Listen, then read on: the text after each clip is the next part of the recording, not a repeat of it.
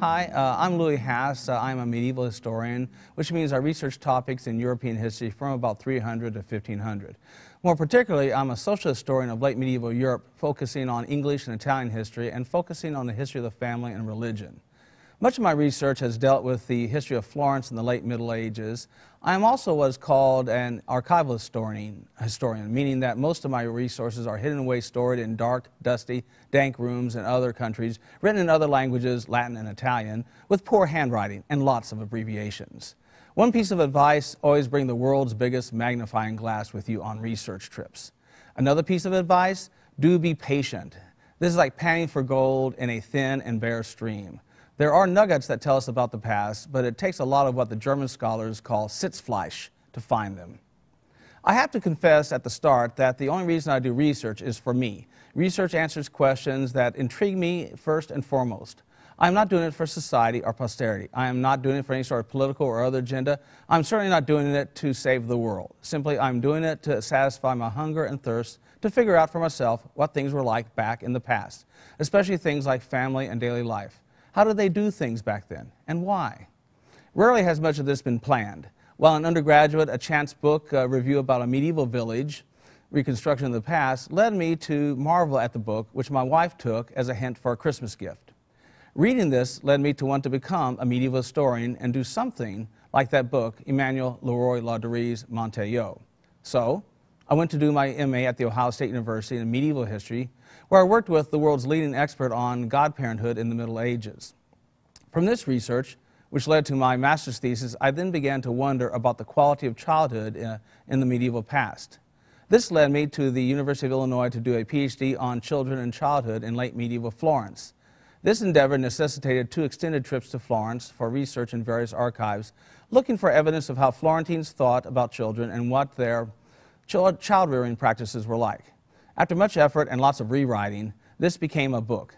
As a byproduct of that research, I'm completing research now on how historians have examined childhood in the past in general, and how and why they have disagreed about its interpretation so vociferously and so ferociously.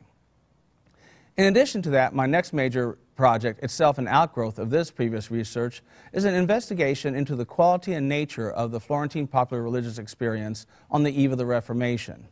What did people believe about Catholicism, and how did they act that out? My particular focus is on the devotion to the cult of the saints. Which saints were popular in Florentine culture, and why were they so? Florentine account books always begin with a dedication to various saints, so I figured a study of these over time would let me know who were the top 10 saints, so to speak, in Florentine culture, and then from other sources, such as hagiography, I could then discover why these choices were popular. Since this study would go from about 1300 to about 1700, it also will tell me over time how this pattern changes, and perhaps why. Over the years, I have done some preliminary data collection as well as plotting of where to find this data. At the moment now, I am prepared to spend some time on a literature survey of what we know about the Catholic Church and its practices in late medieval Florence. As I tell students, a good historian is always a little ADD. Sometimes things just pop up in front of you and they are worth the time to investigate, such as what is the nature of Mark Twain's concept of the Middle Ages, where did he get his information from, and what effect did it have on his audience. So I have a few of these little projects lying around needing further investigation. Most of these have showed up over the years as research papers read at conferences, but none really has gone much further.